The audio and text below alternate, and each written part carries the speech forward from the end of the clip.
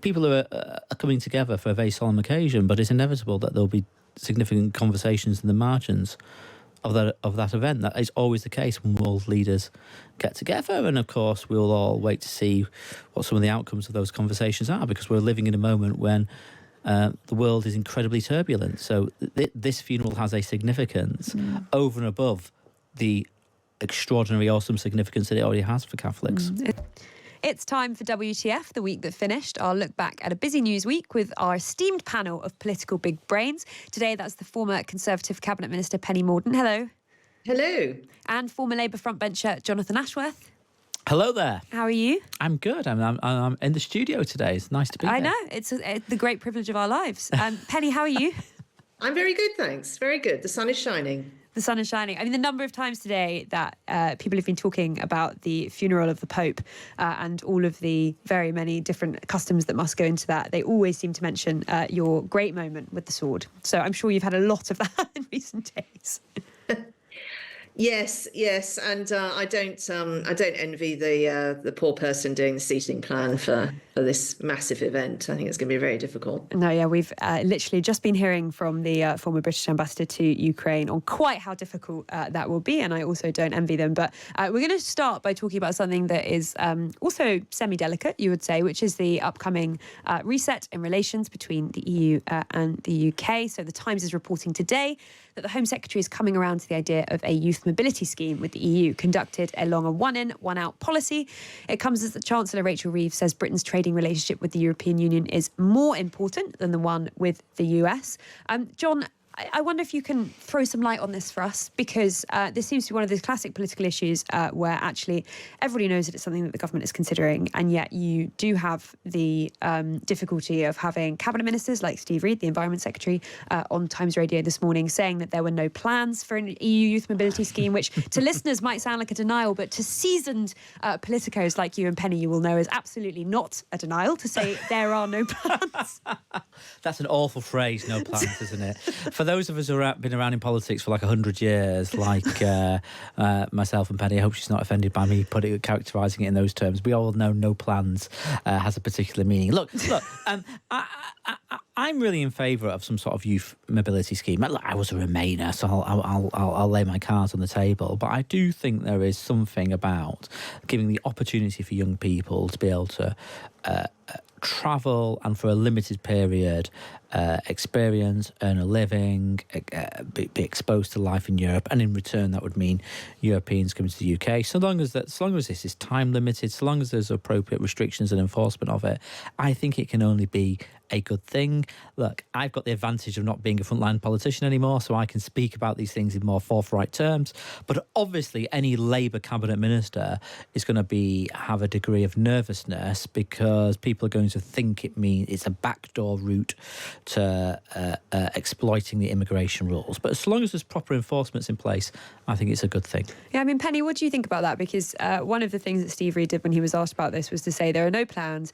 And then if I'm correct, he went on to say, our red lines are no freedom of movement, customs union, single market, etc., implying that this would be something that would break freedom of movement, or indeed trying to, I think, muddy the water slightly. But clearly this is not freedom of movement. It's different from freedom of movement depending on the scheme that you choose.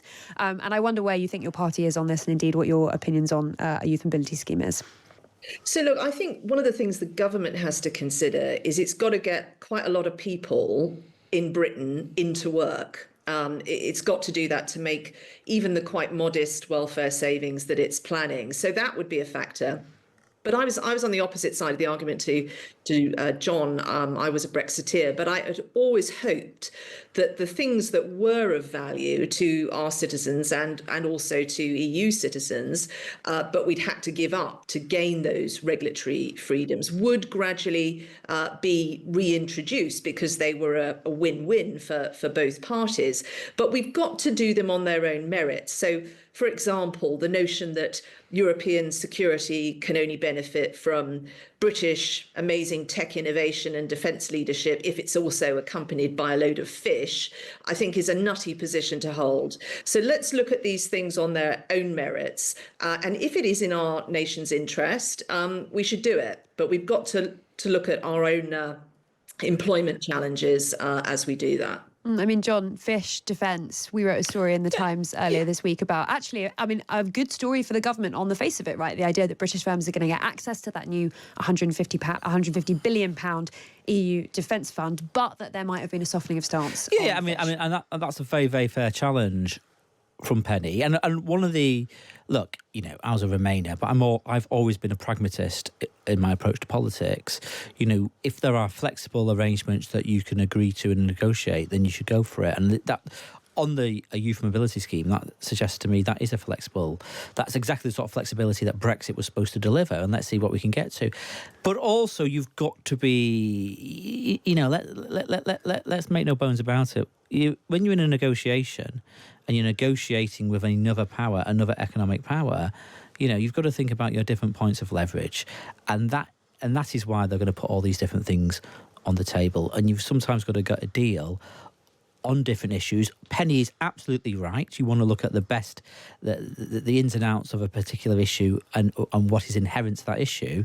But you're negotiating, and anybody in a negotiation is going to pull every lever they possibly can. That's the nature of these things. And I mean, Penny, there seems to be quite a few different competing issues at play here at the same time. I mean, we wrote earlier in the week that Rachel Reeves has now softened her stance on an EU youth mobility scheme after seeing the impact that it could have on growth. I mean, by some estimates, around 0.4% of GDP in 10 years' time. Now, that might not sound like lots, but then she was championing the impact of the planning schemes that the OBR found would have a broadly similar impact. So it's not insignificant in this instance, but clearly her kind of big concern at the moment is growth, is the balance sheet and the budget in the autumn. So I mean, there's a lot of things here to bear in mind, isn't there? There's the US, there's also the EU, and there's the broader concerns about having to cut spending or raise taxes. Yes, and the bit that I'm worried about, because on that list that you read out that the minister was trying to be reassuring, customs union, no, we're not doing that, or freedom of movement, we're not doing that.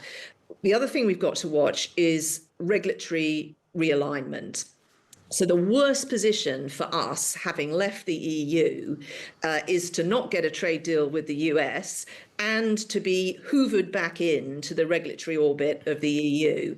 So there's been a few stories trailed about the government potentially trying to do that, perhaps with good intentions. They're trying to reduce any remaining friction. But what that would mean to our growth prospects would be very damaging. So the sweet spot is, let's keep our independent trade policy, let's keep our regulatory autonomy, let's keep doing trade deals with people, and let's try and remove any remaining friction with the EU. I mean, it's interesting, this question, John, isn't it? Particularly around dynamic alignment, which I'm quite fascinated by, because some people say to me, look, you read the Labour manifesto and it says, we're going to negotiate a veterinary agreement. Mm-hmm. And you ask any specialist on the EU and they say, there's no way that the EU would agree to a veterinary agreement unless you were going to have dynamic alignment. Was there this de facto kind of subtle idea that you could, that this was always on the cards? Because actually what seems to be happening, and what Penny indicated there, is that a lot of people are waking up to the realities of dynamic alignment, which is actually a significant political challenge for Labour, insofar as when you speak to people,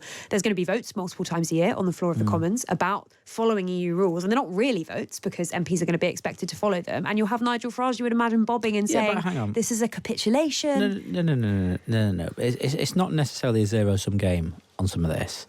There are areas where you can use your Brexit freedoms, if you like to use a sort of Penny-esque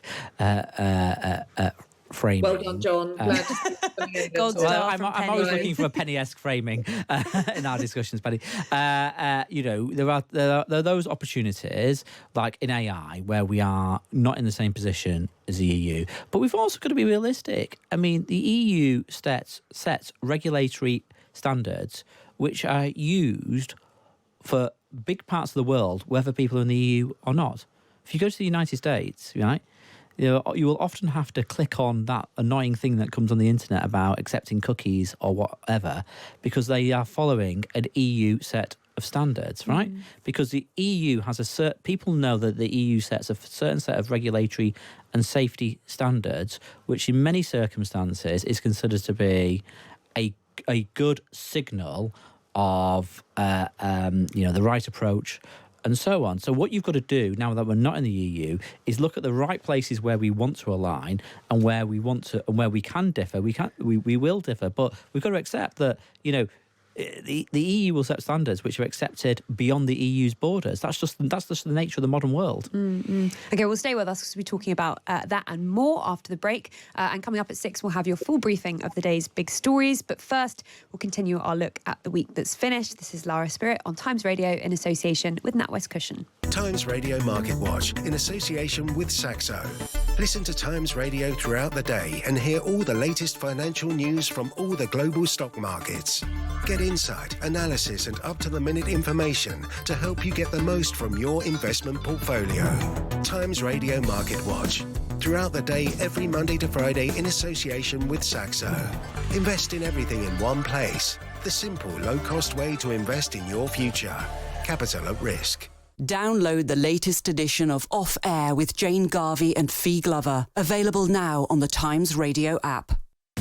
We recycle our McCafe cups and turn them into birthday cards. That's a lot of celebrations and millions of happy birthdays. That's just one way. At McDonald's, we change a little, change a lot. Excludes cup lid. Recycling units available in UK restaurants. Search National Cup Recycling Scheme. When you're growing a small business, you need someone who understands the ins and outs. And whether you're a tailor or an accountant, you need the tools to succeed. With an HSBC small business banking account, you'll have free accounting tools and access to our business specialists, virtually or in person. Because whatever your small business looks like, we're with you all the way. Search HSBC small business banking account to get started. Subject to application, eligibility, credit check and T's and C's. Visit hsbc.co.uk for details. We travel to explore, to learn, to connect. At Viking, we believe travel should be more than just a trip. It should be a doorway to cultural insight and personal enrichment. Our itineraries are designed to help you explore and engage with your destination through its food, culture, and customs. Start planning your river, ocean, or expedition journey today. Viking, exploring the world in comfort. Learn more at Viking.com.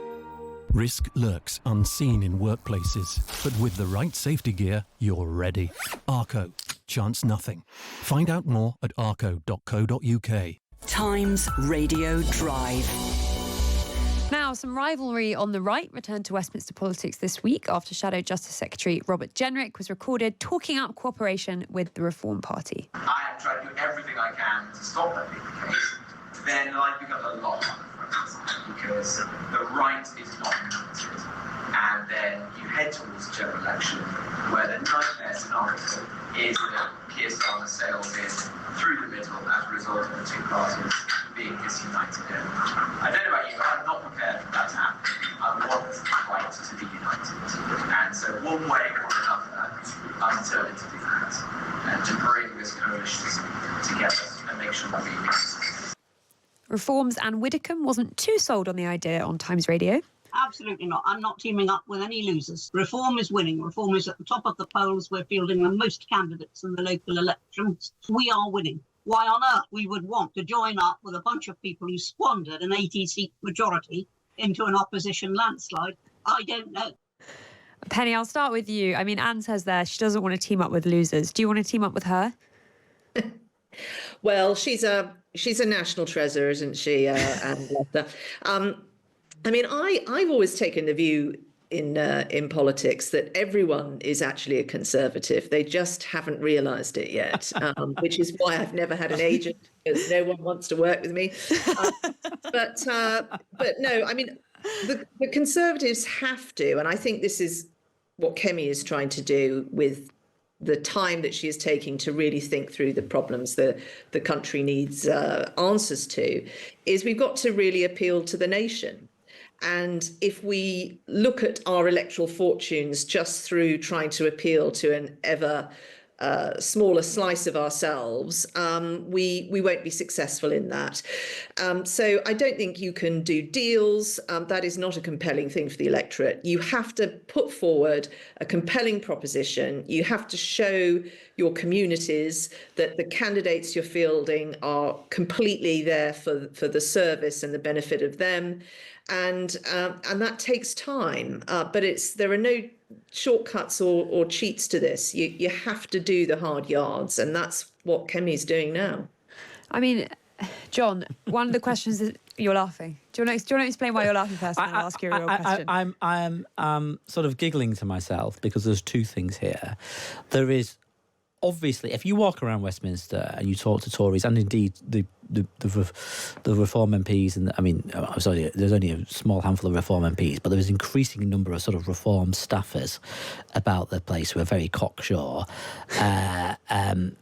It is certainly true that Reform feel they've got the wind in their sails, and there's Tories who think that it's existential for them. I mean, you look at the polling. Yes, there is a significant proportion of Labour voters switching to Reform. That's a problem for my party. But huge numbers of former Tories are switching to Reform. It's existential for the Tories, which is why some Tories are talking about deals. I think Labour would love to run a campaign saying, vote Labour to stop a sort of Farage-Badenoch coalition or even a Farage-Jenrick coalition. But the reason why I'm sort of laughing is that, and look, Penny will know this. I've been a member of the Shadow Cabinet. Penny's been a member of the Cabinet. We both know in our hearts how extraordinary it is that Robert Jenrick is a Shadow Cabinet member, is allowed to get away with this level of freelancing. He can range across everyone's policy briefs and never get told off by the leader. He can openly speculate around alliances and deals, which is technically not the policy position of the leader, and not get called out for it. And I think in the end, that says something about the lack of authority for the leader of the opposition. And I think that's a problem. Everybody who sits in the cabinet or shadow cabinet will be looking at this guy thinking, why is he allowed to say all kinds of things all the time in Telegraph op-eds, in videos he puts on Twitter? Why is he allowed to range across everyone's policy area and never got called out for it? Yeah, I mean, Penny, this is an interesting question, isn't it? Because it is quite extraordinary, the free reign that Robert Jenrick has been permitted. And obviously, Kevin Badenoch defends this by saying she's quite happy with tall poppies, she's quite happy with people doing well. But clearly there is a problem here where there's a line that becomes crossed when your authority is challenged in the way that it sometimes has been. Well, I'm occupying life outside the Westminster bubble, and what I see is Robert scoring runs, holding the government to account on some crazy policies. Laura Trott, I think, did very well over the education bill. Vicky Atkins has been doing well, highlighting the damage Labour is doing to family farms. Kemi's got a good team together. They've managed to do some things, actually, that, given the size and the small number of MPs they have in Parliament, they've managed to cause quite a fuss over a number of very important issues. So, as I say, they're in for the long haul here. And if anyone thinks that, Kemi Badenoch is a sort of shrinking wallflower and is having people bulldoze over her, I mean, you haven't met the woman. So I think they're going to be fine, and they need to keep fighting, and they need to show some energy, and that's how we will get some wind in our sails. Is to fight where we see things that are going to be damaging to this country. You see, that's why Penny needs to be back for the Tories, because I can bowl that googly at her and she can bat it off in such and be so unsettled by it. But despite her brilliant defence, she knows what I'm saying in her heart, I suspect. Okay, well, fortunately for both of you, we're going to talk about Pope diplomacy now, because world leaders are heading to Rome this weekend for the funeral of Pope Francis tomorrow. Won't all be bowed heads and hushed tributes, because global get-togethers also offer an opportunity for some brush-by diplomacy. What geopolitical games and awkwardness might lie ahead? John, is there ever such a thing as a non-political event like this? No, and these are big occasions, they're important occasions for world leaders, and there'll be a lot of internal politics going on about where people are sat and what the visuals are.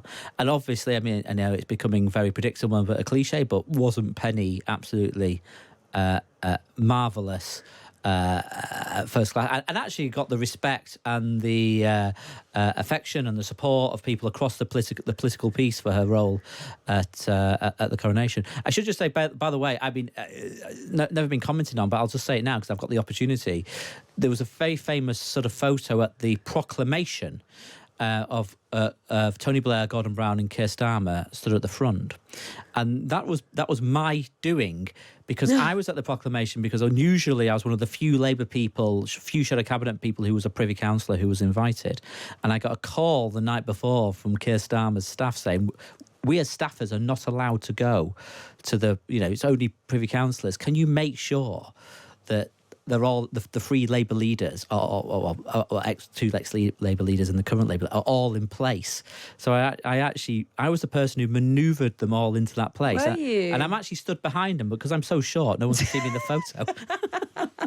That's an amazing story. I mean, Penny, we were all watching you on that great day of the coronation, but you must have seen some high-level politicking on the sidelines yourself that day.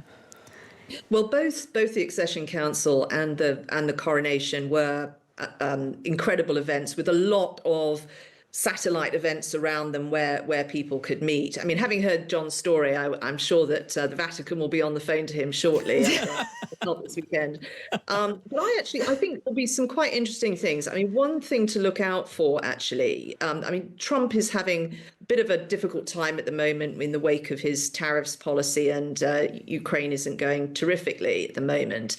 And I think the First Lady might be quite important at this moment. She's only the second Catholic First Lady, and the first being Jackie Onassis. I think that that she might actually draw quite a lot of attention at this event and be an asset to the president. What is quite a difficult time for him.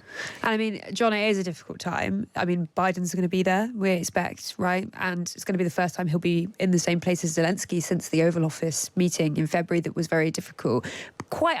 I think it was at Jimmy Carter's funeral that Trump didn't make it about himself and it went off relatively smoothly.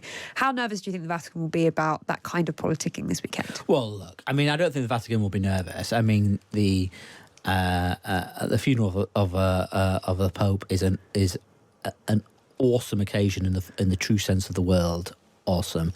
And it will, he is a religious leader for so many people across the world, and that will, nothing is going to overshadow that. It really isn't. And this is such an important moment for Catholics the world over.